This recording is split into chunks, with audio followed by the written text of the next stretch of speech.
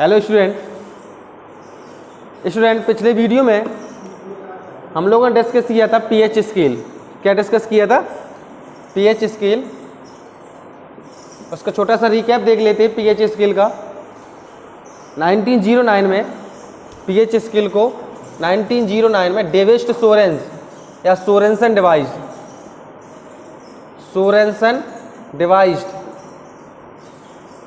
में 1909 में Sorensen device ने पीएच स्केल को दिया था और इसके बारे में बहुत अच्छे से डिस्कस किया था।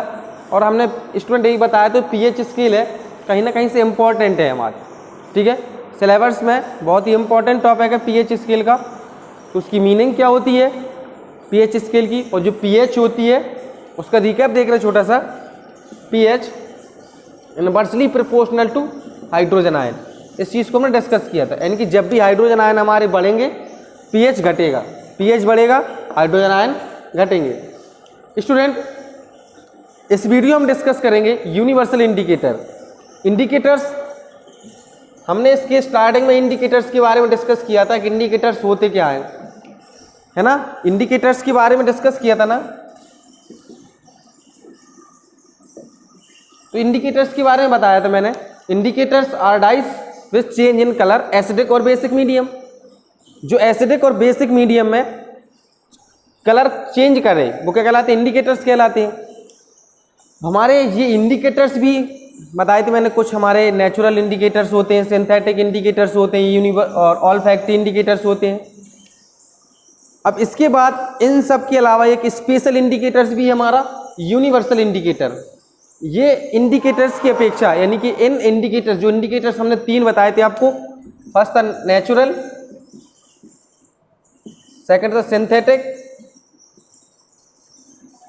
और थर्ड था ऑल्फैक्टरी। ये 3 इंडिकेटर्स बताए थे ना। नेचुरल मतलब जो नेचर में पाए जाते हैं, synthetic man made indicators are called synthetic indicators, और olfactory indicators related to sense of smell, यानी कि स्मेल से रिलेटेड थे। इनके बारे में डिस्कस कर चुके हैं। अब इन 3 के अलावा एक स्पेशल इंडिकेटर है यूनिवर्सल इंडिकेटर्स। यानी कि अगर हम नेचुरल इंडिकेटर्स पर एसिड को डालते हैं तो क्या कलर चेंज कर देता है अपना। एसिड को अगर डालते तो रेड में कन्वर्ट कर देता है, बेस को डालते तो ब्लू में कन्वर्ट कर देता है। इतना ही पढ़ा था ना हमने उसमें। लेकिन इस जो हमारा यूनिवर्सल इंडिकेटर्स है ये स्पेशल इंडिकेटर्स है। यानी कि अगर हम एसिड डाल रहे हैं, वो स्ट्रॉन्ग एसिड है या वीक एसिड है, या स्ट्रॉन्ग बेस है वीक बेस है, तो ये अपना कलर शो करना स्टार्ट कर देता अगर स्ट्रॉन्ग है। और उसमें क्या था यूनिवर्सल इंडिकेटर्स में, ना देख के हम यहाँ पर इंडिकेटर्स में देखें, चाहे स्ट्रॉन्ग एसिड हो चाहे वीक एसिड हो, वो तो अपना कलर शो करता था। एसिड डाला तो रेड में कन्वर्ट कर देगा। अब पता नहीं वो स्ट्रॉन्ग था या वीक था। लेकिन इसमें यूनिवर्सल इंडिकेटर में हमें पता चलता है कि स्ट्रॉन्ग है, वेरी स्ट्रॉन्ग है, या वीक है, या बहुत कम वीक है। इससे कलर शो करता है इसमें ये। स्टूडेंट देखिएगा इसकी डेफिनेशन यूनिवर्सल इंडिकेटर की। Universal indicator is a mixture of many different indicators, is a mixture of many different indicators, या कह सकते हैं many different dyes means color, okay, which gives different color at different pH of entire pH scale। यानी कि जो different colour देता है और डिफरेंट pH वैल्यू पर, यानी कि pH वैल्यू 1 है तो अलग कलर देगा, pH वैल्यू 2 है तो कलर अपना अलग छोड़ेगा, ओके। इसमें कुछ हमारे जो इंडिकेटर्स है उसकी पीएच वैल्यू भी हमें क्या है, जो रेंज ऑफ स्केल थी, क्या थी हमारी रेंज ऑफ स्केल, यानी कि पीएच स्केल की रेंज क्या थी 0 to 14 थी। स्टूडेंट यही तो थी, यानी कि 0 से 14 तक पीएच स्केल को क्या करते थे, यानी कि पीएच नंबर 0 से 14। तो हमारा जो यूनिवर्सल इंडिकेटर्स है वो डिफरेंट पीएच वैल्यू पर डिफरेंट कलर पीएच स्केल पर शो करेगा। इसे बोलते हैं हम यूनिवर्सल इंडिकेटर। इंपॉर्टेंट है यूनिवर्सल इंडिकेटर। देखिए स्टूडेंट, जैसे पीएच वैल्यू 1 है, 0 है सॉरी, तो 0 पीएच वैल्यू किसकी थी, यानी कि पीएच 0 कंसंट्रेटेड हाइड्रोक्लोरिक एसिड, उसी की तो पीएच थी कंसंट्रेटेड HCl। कंसंट्रेटेड HCl की पीएच वैल्यू थी ना 0। तो यहाँ पर कंसंट्रेटेड एसिड है तो अपना डार्क रेड कलर शो करेगा। अगर हमारे कंसंट्रेटेड एसिड है, कोई सा भी कंसंट्रेटेड एसिड है, तो वहां पर अपना डार्क रेड कलर शो करेगा। इसके बाद पीएच वैल्यू 1 पीएच वैल्यू 1 किसकी थी? डाइल्यूट HCl, डाइल्यूट HCl की पीएच वैल्यू थी 1। तो यहाँ पर ये कलर अपना डार्क रेड ना देके अब डाइल्यूट हो गया है, तो कहीं ना कहीं से एसिड चेंज हुआ, कंसंट्रेटेड से डाइल्यूट में कन्वर्ट हो गया। मतलब इसमें वाटर की क्वांटिटी अब ज़्यादा हो गई है, इसमें एसिड की क्वांटिटी ज़्यादा थी। तो यहाँ पर अपना कलर भी क्या कर देता है? चेंज कर देता है। यहाँ पर क्या हो गया? रेड। सेकंड रेड, मतलब पीएच वैल्यू सेकंड है, मतलब रेड शो कर रहा है, तो कहीं ना कहीं से वो हमारा एसिड ही है। वो एसिड कैसा है? डाइल्यूट है, तब तो वो कलर कैसा शो कर रहा है? रेड।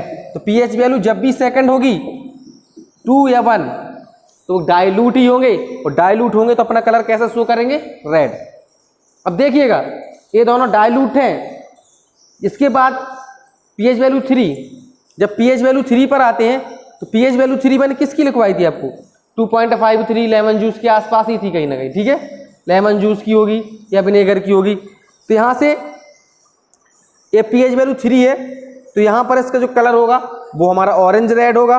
पीएच वैल्यू 4 है तो यहाँ पर ऑरेंज हो जाएगा, ये ऑरेंज रेड है, फिर ऑरेंज में कन्वर्ट हो गया पीएच वैल्यू 5। अब यहाँ से देखिएगा पीएच वैल्यू 4, पीएच वैल्यू जब 4 हो जाती है तो यहाँ पर हमारे वीक एसिड आना स्टार्ट हो जाते हैं। क्या हो जाते हैं? Weak acid. स्ट्रॉन्ग एसिड कहाँ तक थे? Strong acid, strong acid start कहाँ से होते थे हमारे? जो हमारा 0 है, 0 to 3.5, यही तो स्ट्रॉन्ग एसिड थे।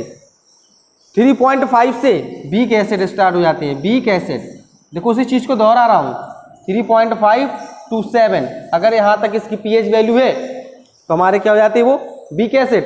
तो यहाँ पर देखिएगा 4 है तो अपना कलर शो कर, कलर चेंज हो गया है, ठीक है? स्ट्रॉन्ग से वीक में आ गए ये, ठीक है? तो यहाँ पर ऑरेंज, 5 पर ऑरेंज येलो, 6 पर ग्रीनेस येलो, 7 ग्रीन। ये तो न्यूट्रल है, ये न्यूट्रल है ना हमारा, ये न्यूट्रल है। 7 जिसकी वैल्यू होती है पीएच वैल्यू न्यूट्रल होता है ना, एसिडिक ना बेसिक, इसकी वैल्यू 7 होती है। तो वहाँ पर कलर हमारा जो यूनिवर्सल इंडिकेटर होता है वो ग्रीन कलर शो करता है। 8 greenish blue, 9 blue, 10 navy blue, 11 purple, 12 dark purple, 13 violet, 14 violet. 13 violet, 14 violet, यहाँ पर यानी कि कंसंट्रेटेड NaOH, ये 13 होगा तो यहाँ पर कंसंट्रेटेड NaOH सोडियम हाइड्रोक्साइड, और यहाँ पर डाइल्यूट 13 है तो डाइल्यूट NaOH। क्लियर है? डाइल्यूट और कंसंट्रेटेड क्लियर है यहाँ से स्टूडेंट? तो स्टूडेंट ये यूनिवर्सल इंडिकेटर्स था। तो यूनिवर्सल इंडिकेटर्स डिफरेंट डाइस होती हैं जो डिफरेंट कलर देते हैं, डिफरेंट कलर देते हैं पीएच स्केल पर। क्लियर है स्टूडेंट? इसके बाद कुछ हमारी importance of pH everyday life. तो importance of pH in everyday life में अब हम समझ सकते हैं pH in digestive system, toothpaste, ये सब चीज़ें आप लोगों को पहले बता दी गई हैं, ठीक है? क्या होती हैं, तो आप कहीं ना कहीं से importance of pH in everyday life में समझ सकते हो क्यों हमारे लिए इंपॉर्टेंट है, ठीक है?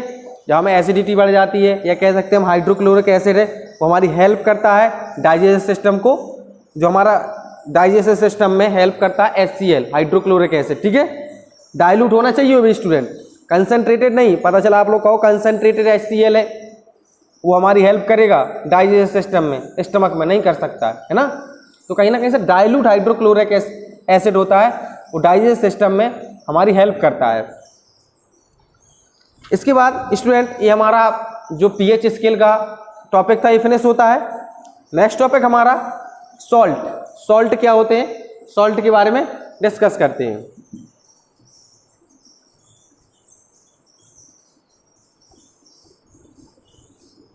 सॉल्ट क्या है, इसके बाद सॉल्ट जो पोर्शन स्टार्ट होता है उसमें कुछ हमें इंपॉर्टेंट सॉल्ट पढ़नी है, और इंपॉर्टेंट सॉल्ट में से एक सॉल्ट कोई ना कोई उसका प्रिपरेशन, यूजेस, फिजिकल प्रॉपर्टीज और केमिकल प्रॉपर्टीज सारी चीज़ें पूछी जाती हैं। मतलब उसकी यूजेस क्या है, फिजिकल प्रॉपर्टीज क्या है, और उस सॉल्ट को आपने किस तरीके से प्रिपेयर किया है स्टूडेंट, ये सारी चीज़ें कहीं ना कहीं से पेपर में या कहते हैं बोर्ड में आपको पूछी जाती हैं। टॉपिक हमारा स्टार्ट होता है सॉल्ट।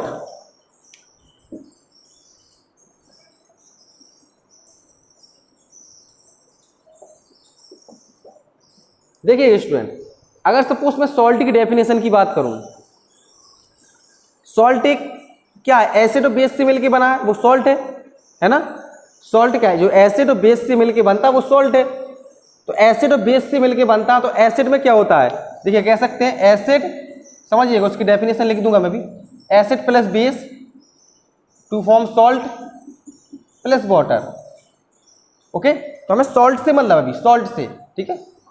तो सॉल्ट है तो हमारा एसिड जो होता है, एसिड में क्या होता है? एच आयन होता है। ओके, और बेस में क्या होता है? ओ एच आयन होता है। तो यहां से क्या बनेगा? हमारा एच आयन और ओ एच आयन मिलते हैं, मतलब कहीं ना कहीं मिलेंगे, तो सॉल्ट फॉर्म होगा। तो जो भी सॉल्ट बनेगा उसमें एक पॉजिटिवली चार्ज होगा, एक नेगेटिवली चार्ज होगा, तो सॉल्ट बना है। फॉर एग्जाम्पल मैं यहां से देख लेता हूँ, एसिड ले लेता हूँ HCl प्लस बेस NaOH। अगर इसको हम देखते हैं सॉल्ट बनाएंगे तो क्या बनेगा? NaCl plus H2O। देखिएगा NaCl प्लस H2O ये सॉल्ट है। अब जो भी सॉल्ट बनती है हमारी स्टूडेंट, वो कहीं ना कहीं से एक पॉजिटिव एक नेगेटिव से मिल के बनती है।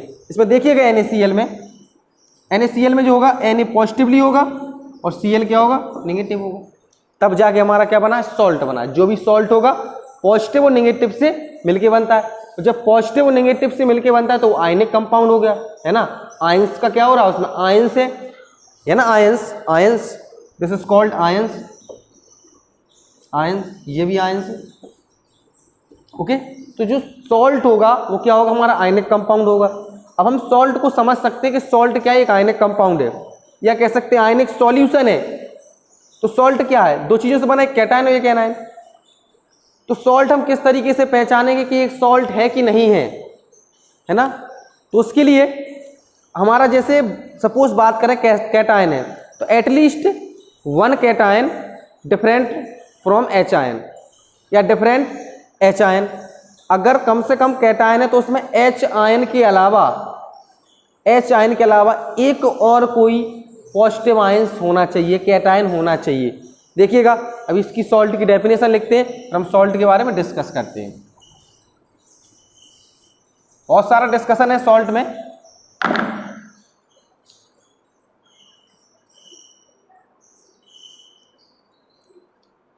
सॉल्ट को देखिएगा, सॉल्ट क्या है? एक आयोनिक सॉल्यूशन है। ये आयोनिक सॉल्यूशन है या आयोनिक कंपाउंड है? सॉल्यूशन या आयोनिक कंपाउंड बोल सकते हैं हम। अभी आयोनिक सॉल्यूशन है तो आयोनिक सॉल्यूशन दो तरीके से बनता है। सॉल्ट की बात कर रहा हूं, एक कैटायन होगा और एक एनायन होगा। कैटायन, एक एनायन। देखिएगा कैटायन का मतलब क्या होता है? पॉजिटिवली चार्ज, एनायन का मतलब नेगेटिवली चार्ज। यही दोगे कैटायन और एनायन। तो अगर हमें सॉल्ट पता करना है कि सॉल्ट है या नहीं, वो सॉल्ट है या नहीं है, तो एटलीस्ट वन कैटायन, इसमें देखिएगा at least one cation different H ion. यहां पर एटलीस्ट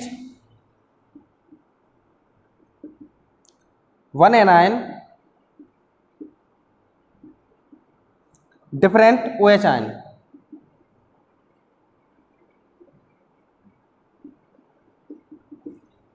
देखिएगा सॉल्ट को जानने के लिए अगर कोई सी भी सॉल्ट है, हम एग्जाम्पल कोई सा भी दे दें, वो सॉल्ट होगी अगर उसमें कम से कम एक एच आयन, एक कैटायन प्रेजेंट होना जरूरी है, और वो भी एच आयन के अलावा एक कैटायन प्रेजेंट होना जरूरी है। देखिएगा जैसे बात करूं NaCl, ये सॉल्ट है कि नहीं, इसको पहचानेंगे NaCl सॉल्ट है कि नहीं। तो देखिएगा Na क्या बनेगा? पॉजिटिवली चार्ज है और Cl नेगेटिव है। तो देखिएगा Na पॉजिटिव है यानी कि कैटायन हो गया। देखिए स्टूडेंट, तो यहां पर Na पॉजिटिव है और Cl नेगेटिव है, तो Na पॉजिटिव क्या हो गया? कैटायन हो गया। तो कहीं ना कहीं से H पॉजिटिव के अलावा यानी कि H आयन के अलावा एक कैटायन डिफरेंट इसमें है। तो Na जो Cl होगा वो सॉल्ट है ना, सॉल्ट। समझ में आया सॉल्ट? अब जैसे एक एग्जांपल और ले लूं मैं, सपोज बात करूं H2SO4 की। देखना इसका एग्जांपल ले रहा हूं अभी मैं, H2SO4 की। तो क्या ये सॉल्ट है कि नहीं, आपको बताना है ये सॉल्ट है या नहीं। तो आप कैसे पता करोगे? तो पता करने के लिए मैंने बताया ना, at least one cation different H ion, उसमें एक कैटायन प्रेजेंट होना चाहिए H पॉजिटिव के अलावा। अब कैटायन क्या होता है? मैं बता चुका हूं, पॉजिटिवली चार्ज होता है वो कैटायन है। पॉजिटिवली चार्ज वही होगा, यानी कि जो कहीं ना कहीं से इलेक्ट्रॉन को डोनेट करेगा या इलेक्ट्रॉन किसी को देगा वही पॉजिटिवली चार्ज होगा। चेक कर लेते हैं इसमें क्या होगा, H पॉजिटिवली है एंड SO4 डबल नेगेटिव है ना, यही तो होगा। H पॉजिटिवली चार्ज होगा या कह सकते हैं SO4 डबल नेगेटिव होगा और H पॉजिटिवली चार्ज है। बात क्लियर हो गई भी। SO4 डबल नेगेटिव क्यों कहा मैंने, क्योंकि SO4 की वैलेंसी -2 होती है और ये डबल नेगेटिव चार्ज होगा। अब इसमें देखिएगा H पॉजिटिव तो प्रेजेंट है, लेकिन क्या कहती है डेफिनेशन हमारी, सॉल्ट क्या होने चाहिए, at least one cation different from या डिफरेंट H आयन। तो इसमें सिर्फ H आयन प्रेजेंट है, तो H आयन के अलावा अगर और कोई सा भी सॉल्ट मतलब और कोई भी कैटायन प्रेजेंट है तभी वो सॉल्ट होगी। जैसे मैं बात करूं इसमें, तो हम अच्छे से जानते हैं ना इस चीज को कि H2SO4 सॉल्ट नहीं होता, ये एसिड होता है ना, तो ये सॉल्ट नहीं है। एग्जाम्पल नंबर 2 हो गया, is not salt, not salt. Clear. और भी एग्जाम्पल देख लेते हैं, जैसे मैं बात करूं NaHSO4, NaHSO4, NaHSO4 अभी सॉल्ट है कि नहीं आपको पता करना है, सॉल्ट है कि नहीं। NaHSO4 sodium by sulphate, NaHSO4 sodium H हो गया बाई सल्फेट SO4। अब देखिएगा सबसे पहले तो हम आयंस देख लेते हैं कौन कौन सी आयंस है इसमें। Na पॉजिटिवली चार्ज होगा क्योंकि इलेक्ट्रॉन्स को डोनेट करता है, इसकी लास्ट सेल में 1 इलेक्ट्रॉन्स होता है। देखिएगा H पॉजिटिव होगा और SO4 डबल नेगेटिव होगा, तो उसमें H पॉजिटिव तो प्रेजेंट है लेकिन उसके अलावा एक और कैटायन प्रेजेंट है, तो this is called salt. Okay. अब और भी ले लेते हैं, जैसे नेगेटिव वाले CuOHCl, CuOHCl, इसमें CuOHCl। अब ये सॉल्ट है कि नहीं, कोई सा भी ले लें हम, CuOH ले लिया हमने। अब इसमें देखिएगा Cu तो डबल पॉजिटिव होता है, पॉजिटिव से मतलब नहीं, इसमें सिर्फ हमें नेगेटिव वाले से मतलब है। OH नेगेटिवली चार्ज होगा, Cl नेगेटिवली चार्ज होगा, तो इसमें OH के अलावा एक क्लोरीन आयन या क्लोराइड आयन प्रेजेंट है, दिस इज कॉल्ड सॉल्ट, ये सॉल्ट होगा। ओके, तो आप इस तरीके से सॉल्ट को पता कर सकते हैं स्टूडेंट कि सॉल्ट हमारे किस तरीके से, कौन सा सॉल्ट है या कौन सा सॉल्ट नहीं है। सॉल्ट की डेफिनेशन आप समझ सके कि जब एसिड और बेस आपस में कंबाइन होते हैं टू फॉर्म अ सॉल्ट। इस प्रकार से सॉल्ट भी हमारी 3 तरीके की होती हैं, एसिडिक, बेसिक और न्यूट्रल। Acidic, basic, neutral. अब देखिएगा एसिडिक, बेसिक और न्यूट्रल सॉल्ट किस तरीके से होते हैं उनको भी समझ लेते हैं थोड़ा, क्योंकि इंपॉर्टेंट है कब हमारा एसिडिक सॉल्ट बनता है, कब बेसिक सॉल्ट बनता है, कब न्यूट्रल सॉल्ट बनता है। तो यहां से क्लियर होगा टॉपिक आप लोगों का कि सॉल्ट को किस तरीके से पहचानना है। बहुत सारे एग्जाम्पल दे देता हूं मैं आपको। देखिएगा सॉल्ट,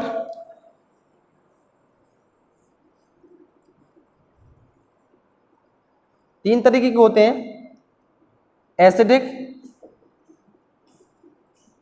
बेसिक और न्यूट्रल। अब देखिए स्टूडेंट, तो acidic salt, basic salt, neutral salt कब बनते हैं। तो acidic salt, basic salt, neutral salt की पता करने के लिए सबसे पहले हम न्यूट्रल सॉल्ट की बात कर लेता हूं। न्यूट्रल सॉल्ट देखिएगा, न्यूट्रल सॉल्ट बहुत अच्छा टॉपिक है। तो जब भी हमारे स्ट्रॉन्ग एसिड और स्ट्रॉन्ग बेस, न्यूट्रल सॉल्ट कब बनेगा, strong acid plus strong base, they will form neutral salt. For example strong acid HCl है ना, HCl स्ट्रॉन्ग एसिड है, HCl plus strong base NaOH, they will form NaCl plus H2O। अब ये बना हमारा salt, ये होगा न्यूट्रल। कैसा होगा स्टूडेंट, न्यूट्रल सॉल्ट होगा। ओके, इसके बाद बात कर लेते हैं एसिडिक सॉल्ट कब बनते हैं। एसिडिक सॉल्ट जब स्ट्रॉन्ग एसिड होगा, वीक बेस होगा, स्ट्रॉन्ग एसिड वीक बेस,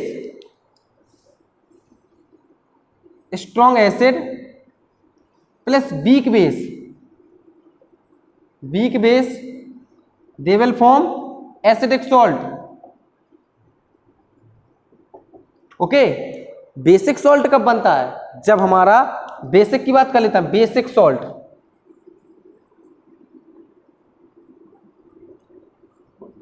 अब यहां पर देखिएगा एसिड था, acidic salt, acidic salt, neutral salt, basic salt. तो यहां पर हमने एसिडिक सॉल्ट बनाने के लिए स्ट्रॉन्ग एसिड लिया था, तो यहां पर हो जाएगा strong base, strong base plus weak acid, weak acid, they will form neutral and basic salt, sorry basic salt. तो क्लियर हो गया ना कि हमारे न्यूट्रल सॉल्ट क्या है, एसिडिक सॉल्ट क्या है और बेसिक सॉल्ट क्या है। अब सपोज मैं एक एग्जांपल बताऊंगा आपको, एक एग्जांपल दूं, जो Na2SO4 है, Na2SO4 हमारा वीक है या न्यूट्रल है या एसिडिक है, मतलब इसका नेचर क्या है, एसिडिक सॉल्ट है या बेसिक है। तो जो Na2SO4 है, अगर उसको हम वाटर में डालते हैं, वाटर में डालते हैं तो वो क्या फॉर्म कर रहा है, फॉर्म करने के बाद पता करते हैं कौन सा एसिड कौन सा बेस फॉर्म कर रहा है। देखिएगा, तो इसको साफ कर देते हैं, एक एग्जांपल और इसका दिखा देते हैं आप लोगों को, एग्जांपल बता देते तो क्लियर हो जाएगा। नोट कर लिया होगा, सॉल्ट तीन तरह के होते हैं, एसिडिक, बेसिक, न्यूट्रल। और न्यूट्रल कब बनता है? Strong acid, strong base. Acidic कब बनता है? Strong acid, weak base. Basic कब बनता है? Strong base plus weak acid बनता है बेसिक सॉल्ट। अब स्टूडेंट इसमें एग्जाम्पल को देख लेते हैं, उसका नेचर पता करने के लिए कि किस तरीके से कौन सा सॉल्ट है, और आप बहुत सारी सॉल्ट्स बनाएंगे इसमें। एग्जाम्पल में आप बहुत सारे सॉल्ट्स को लिखेंगे, इनके एग्जाम्पल जरूर देंगे आप लोग, क्योंकि एग्जाम्पल बहुत जरूरी है। मैंने पूछा Na2SO4, एग्जाम्पल दे रहा हूं, Na2SO4 का नेचर कैसा है। सबसे पहले तो ये पता करना कि Na2SO4 सॉल्ट है कि नहीं, जरूरी है ना पता करना सॉल्ट है कि नहीं। तो सॉल्ट कैसे पता करते हैं, मैंने क्या बताया था, at least one cation different H ion या H पॉजिटिव। देखिएगा Na पॉजिटिव होगा, SO4 डबल नेगेटिव होगा, है ना, डिफरेंट है, सॉल्ट है। अब इसका नेचर पता करना है कि मतलब ये एसिडिक है, बेसिक है या न्यूट्रल सॉल्ट है। तो हम जब Na2SO4 को वाटर में डिसोसिएट करेंगे, सॉल्ट को जब वाटर में डालेंगे तो ये क्या फॉर्म करेगा। देखिएगा Na2SO4 है, और मैंने आप लोगों को डबल डिस्प्लेसमेंट रिएक्शन पढ़ाई है। डबल डिस्प्लेसमेंट रिएक्शन में क्या बताया था मैंने, एक्सचेंज ऑफ आयंस। जब भी रिएक्शन कंप्लीट करना हो, प्रोडक्ट बनाना हो, तो आयन का एक्सचेंज करते जाइए आप लोग, एक्सचेंज, प्रोडक्ट अपने आप पता चल जाएगा। यहाँ पॉजिटिव वाला है, यहाँ निगेटिव है, यहाँ पॉजिटिव है, यहाँ निगेटिव है, तो यहाँ का पॉजिटिव यहाँ के निगेटिव से, ओके, और यहाँ का निगेटिव यहाँ के पॉजिटिव से, तो बनेगा NaOH